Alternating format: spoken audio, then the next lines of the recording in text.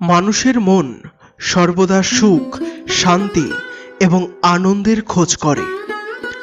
মানুষের এই সুখ ভোগের ইচ্ছা থেকেই আসক্তি সৃষ্টি হয়। আসক্তি মনকে প্রভাবিত করে। এই ভোগের প্রতি আসক্তি সমস্ত অনর্থের মূল। শুভ কর্মের ফলে মানুষ সুখ ভোগ করে থাকে, অশুভ কর্মের ফলে মানুষ দুঃখ ভোগ করে থাকে। কিন্তু মানুষ অশুভ কর্মের মধ্যেও সুখ খুঁজে বেড়ায়, যেটা কখনোই সম্ভব নয়। মানুষের এই কর্মচক্রে দুঃখের নিবৃত্তি কখনোই সম্ভব হয় না।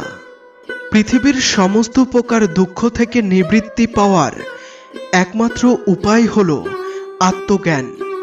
আত্মজ্ঞান বা নিজেকে জানা হলো পৃথিবীর শ্রেষ্ঠ